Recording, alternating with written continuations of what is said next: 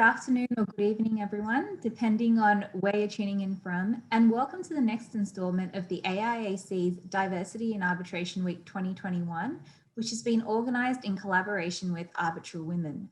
My name's Nivvy Venkratraman, and I'm a Senior International Case Counsel at the AIAC.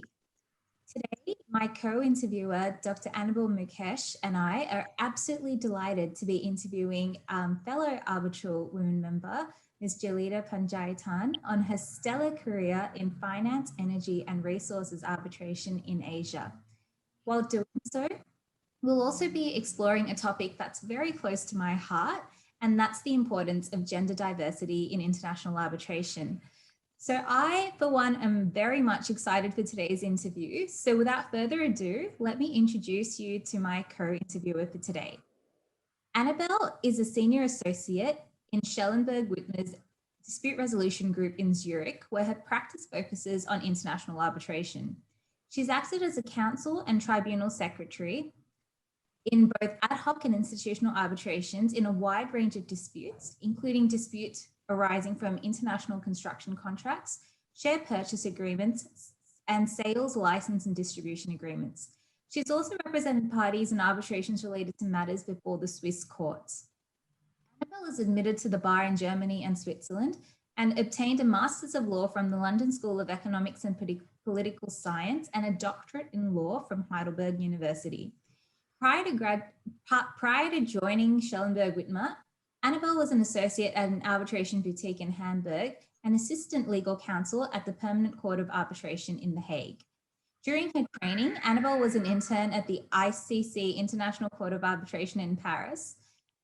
Annabelle is the co-chair of the German Arbitration Institute's Below 40 group and is also a steering committee member of Young ArbitralWomen Practitioners. Welcome, Annabelle, and I'm going to hand over the floor to you. Thank you, Nivvy, for the kind introduction and the invitation to participate in this great initiative. I have the pleasure of introducing our interviewer, Jelita Pandjaitan, and I hope I pronounced your last name correctly, Jelita. Jelita is a partner at Linklaters Singapore office and head of the firm's dispute resolution practice in Asia. Jelita advises and represents clients in cross-border commercial disputes that are resolved through arbitration, litigation, mediation, or negotiation. Jelita's arbitration practice focuses on financial and energy and resource arbitrations, and she has acted as counsel and arbitrator under all major arbitration rules. Due to her expertise in financial disputes, Jelita was appointed to the panel of recognized international market experts in finance. Jelita has lived and worked in several jurisdictions before relocating to Singapore in 2014. Jelita practiced in Hong Kong for 10 years. Early in her career, Jelita was a law clerk at the Supreme Court of New South Wales and the High Court of Australia. Jelita also studied in Australia. She studied Asian Studies and Law at the Australian National University. One final remark, Jelita has a keen interest in social justice and has been involved in several projects fighting against human trafficking and modern slavery. Jelita, we are delighted to have you today. And as we have many questions for you, I suggest that we start right away. So what inspired you to pursue a career in arbitration, and how would you describe your journey to date? Thanks very much, Annabelle, and Nivvy as well for the introduction and the invitation today. I must say, I feel like I'm being interviewed by people who are significantly more accomplished than myself, so there's a little bit of reverse admiration going on. But maybe the first thing to say is that I didn't start my career as an arbitration lawyer. So I spent my early years in financial regulatory investigations and financial institution litigation. And as you probably, all of you and those who are watching know, financial institutions are notoriously unpersuaded of the benefits of arbitration, primarily because they value the summary judgment process and also the opportunity to select forum. They often have the power in their contractual agreements to implement a one-way exclusive jurisdiction clause, so they can sue anywhere. But I think over time, and especially in relation to financial transactions with counterparties in less transparent jurisdictions, where the enforcement of the outcome is vitally important. Financial institutions have, I think, over time come to see the value of an arbitral award, and then my expertise has been able to translate into this forum.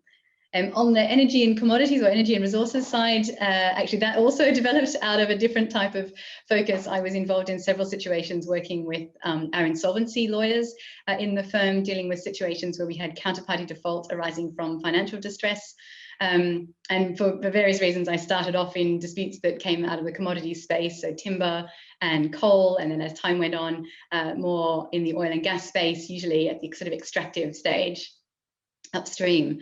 And then many of these situations just happened to arise in Southeast Asia, and as I was the main partner covering this part of the region, the cases naturally came to me. So, so probably the least intentional arbitration career you can think of. It was quite evolutionary, but I suppose overall I feel that I've just been fortunate to always have worked on situations that I find interesting, and where I've had the opportunity to learn something new in basically every case.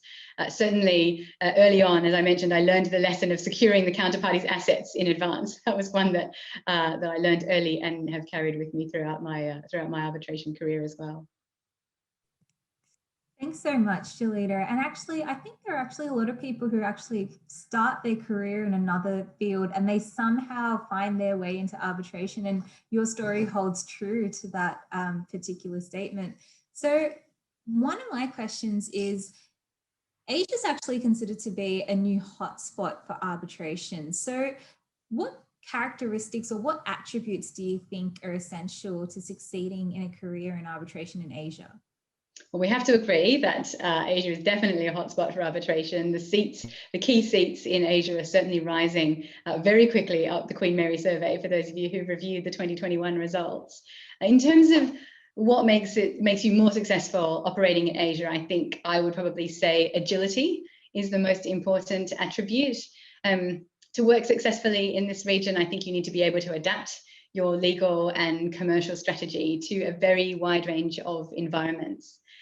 There's legal variety, I suppose, from the kind of civil and common law perspective, but even more as well, there's maybe jurisdictions that are more or less transparent as far as their judicial and executive processes are concerned. Around the region, we have varying levels of stability of investment environment and also of institutional development and sophistication. So you need to be able to sort of work out what is applicable in each different situation and what will be successful for your clients' commercial interests. I think you also then need good cultural adaptability. In Asia, we deal with clients, with opponents, and then even with fellow counsel from a huge range of backgrounds, and where interactions may be influenced by origin or by cultural norms. And I think we just need to be ready as we move around the region a lot in the days when we did that, to be sensitive and open to learning about new contexts. So obviously, from my perspective, this is what makes working in Asia so exciting.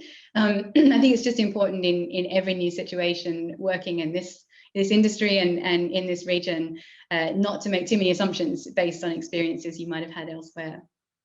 I very much agree that it's beneficial to move and to live and work in different jurisdictions. What would you consider was a primary challenge you faced during the early stages of your career, and how did you overcome this challenge?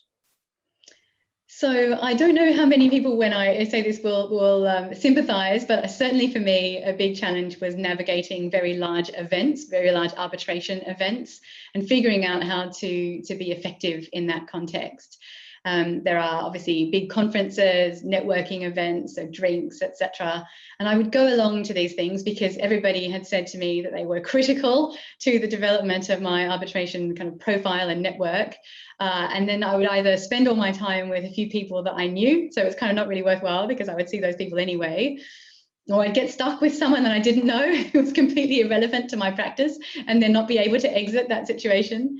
Or then the other kind of worst sort of waste of my time was just sort of floating around, not really talking to anybody, and then getting distracted by my work email, which probably meant that I, again, had sort of wasted the time and maybe the registration fee for that event. In terms of how to overcome that challenge, I think, sadly, one of the truths of it is the more you do, the better it gets. So you just have to persist a little bit.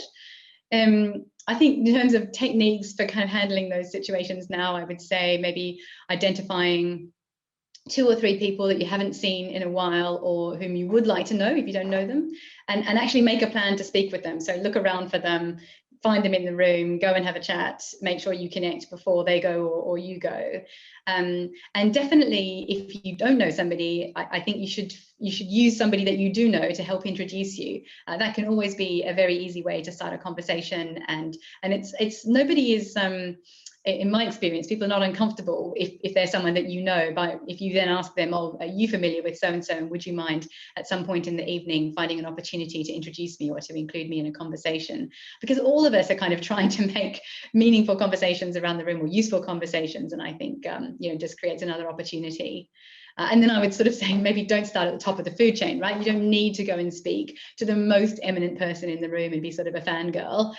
You can go and find people who think about who will be relevant to you and who might be interested in engaging with you as a sort of starter for further connection.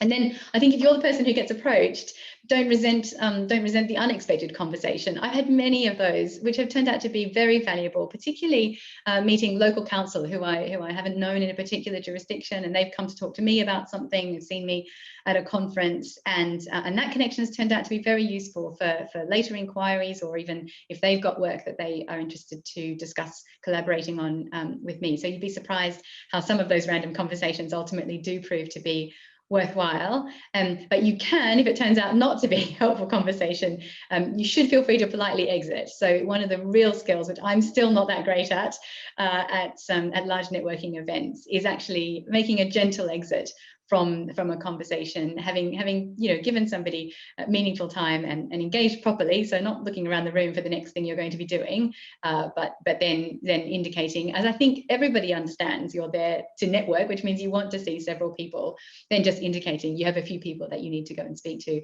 before they leave, and wishing the person a good evening or a good rest of the conference.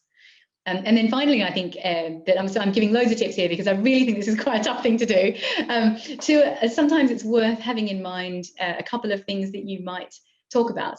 If someone says to you, so how are things with you, or what's keeping you busy? There are quite a few of these banal questions that people always use as they're just kind of opening with you over a cocktail or a snack. And it's worth having a couple of things you might say in that context. And don't worry about saying the same thing more than once, because of course it's a new person every time. But it's good in this context of networking, it's good to demonstrate that you're active in the arbitration scene. Now, you don't have to have 10 arbitrations to speak about that you're currently sitting on or acting as counsel in, but 1 or 2 things, maybe an article you read or a decision you think is interesting, without sounding too nerdy, or even just a matter that you have been involved in, or a new legal development you found interesting.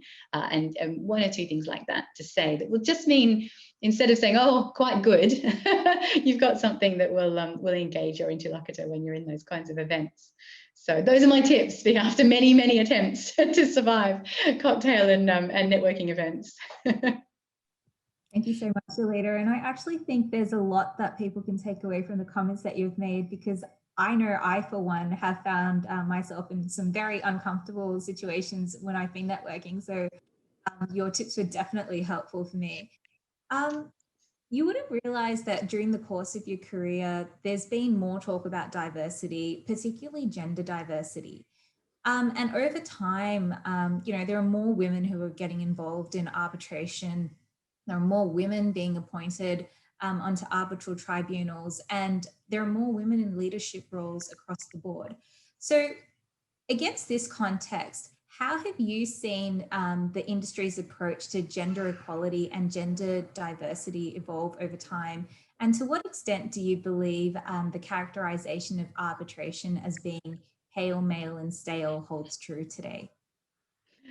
Well, obviously not as pale, male or stale, I hope, as it used to be. Certainly, I think things are on the improve. And by and large, I think in my own career, I've been a beneficiary of the move to enhance gender equality and gender diversity. I think it's hard to sort of detect it necessarily, but I definitely think I've felt that I've had plenty of access both to arbitral appointments, to institutions, and also to to opportunities to act as counsel and you know, speak at conferences and that sort of thing, where people are looking for more balanced panels and balanced tribunals. So so for me, obviously, that's been a very welcome development. I especially think that institutions are doing better probably than counsel and their clients at making those changes.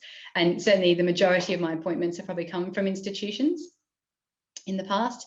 I think that's partly down to accountability. There's a lot of pressure on institutions now to report on their progress in relation to gender equality and to produce their statistics. And when you're going to be measured against a number, there is, you know, that really can motivate some action. And actually, I think calling on institutions to engage in that kind of reporting has been a real shot in the arm for the cause, frankly. I think that institutions have taken that very seriously because they will have to disclose how they are performing in institutions these days in Asia, but elsewhere as well, are extremely competitive. So that's good news.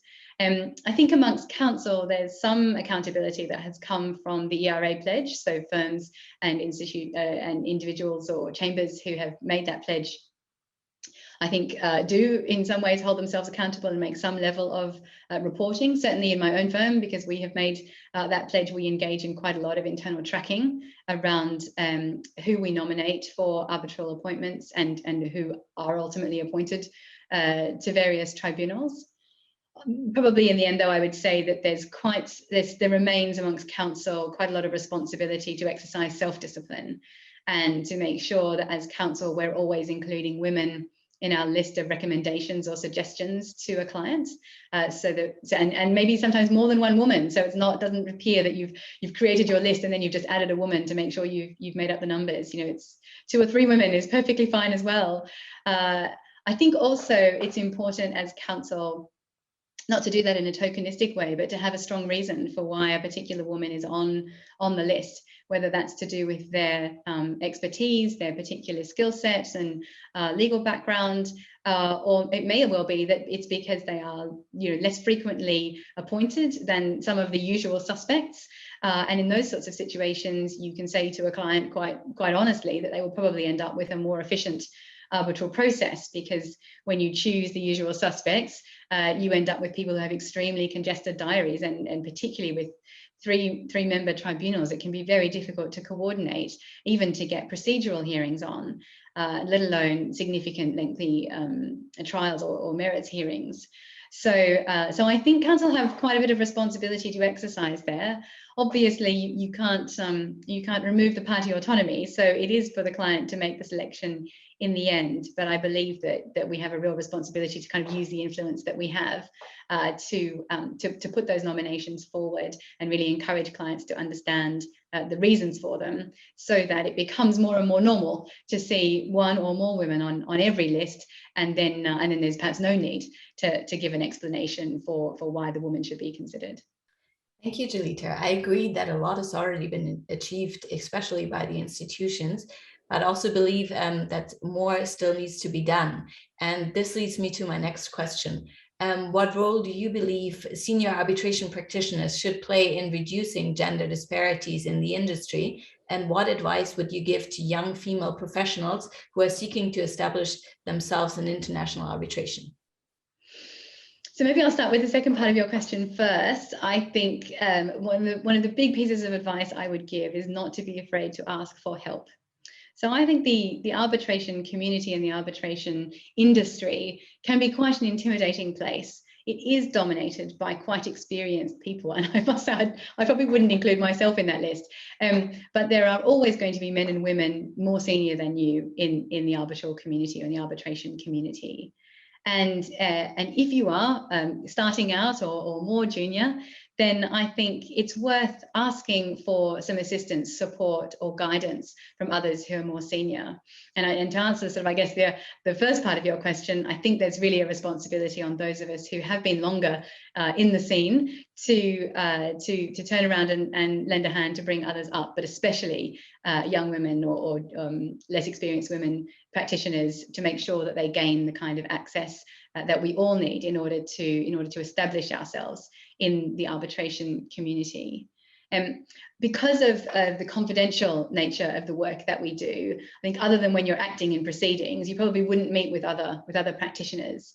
And yet it's really true in arbitration, I think more than anywhere else, even in the disputes field, that recommendations and referrals and reputation are just hugely important in making progress and accessing more opportunities. It's very sort of self-perpetuating. It's nowhere near as much of a sort of, I guess, old boys club as it used to be, and that's obviously to be celebrated. But there's definitely a need for people to intentionally raise their profile and find ways to do that. And you might be lucky enough that your case accidentally becomes public, not through your own misconduct, but maybe because it goes to court or something. But otherwise, you do need to work on building visibility within the arbitral community and how you make connections. I do think that I see more women now, and even men, but particularly more women who are becoming more senior, actively providing introductions to less experienced women, maybe being in a position to form a panel for a conference and actively inviting new voices to participate in those discussions or in those deliberations, maybe co-authoring articles with a more junior colleague in the field. And also then, when the relevant level of experience is reached, I think recommending people for appointments as well. Again, as I said, I think referral is extremely powerful. So as I say, I do think that's a responsibility for the more experienced men as well as the more experienced women, as far as junior women in the field are concerned. And I hope that more of us will be doing that. I think you can then, as a junior practitioner, or aspiring practitioner, you should really just embrace that possibility, and I think be bold to ask for that support and that assistance. Obviously, you want to do that sensitively and with respect, but at the same time, I think go ahead and ask, because it's important, and because typically that access can be much easier with somebody who's already, as it were, sort of on the inside, or already knows how the room works, or how the conference is organized, or how the selections are made for these things. It can be just very helpful to navigate the sort of arbitration space. Thank you so much, Jelita. And I actually think, there are lots of women out there, you are right, who actually do lend a helping hand to junior lawyers to help them come up. And it's actually something that's very inspiring for us to see, because we know that there are people who, they've done the hard yards and they're willing to lend a helping hand for the next generation. The AIAC as an institution, we actually do a lot of capacity building and knowledge sharing work, and diversity is actually something that's very close to our hearts. So what are your thoughts on initiatives such as the AIAC's Diversity in Arbitration Week in promoting gender diversity in international arbitration? So I'm obviously going to think it's a good thing, Nivvy, but then I would say that, having benefited from the work that you're doing, I think it's fantastic to give a wide range of female practitioners, in particular, more visibility in the industry, and this is obviously one way to do that. And then, of course, as you're also doing, supporting those who are aspiring practitioners to really understand what they need to focus on and what's possible for them on the way up, as it were. And I think it's always it's a social good to engage in myth busting. And as I mentioned at the outset, I definitely don't feel myself that I started as a junior practitioner with a very specific plan to become what I am now, or to focus exclusively on arbitration and to build my career in the way that probably would have been maybe more strategic and more clever. I think there can sometimes be a temptation to assume that people who do appear to have succeeded have kind of traveled a sort of linear path that they laid out at this very, very early age, or very early stage of their career. And my suspicion is that the truth is there will always have been kind of a lot of luck and maybe happenstance along the way, and a lot of seizing opportunities when they presented themselves. And certainly my own story reflects that. And so I think the more that we do that for junior practitioners, to just understand that it doesn't all have to be kind of textbook in its progress, is I hope liberating for people, and also gives people like hope, I suppose, for what they can achieve. And also from my perspective, that you should just always stay interested in your career and in what you're doing. And that's far more important than having, a set of objectives that must be met by certain, on a certain timeline.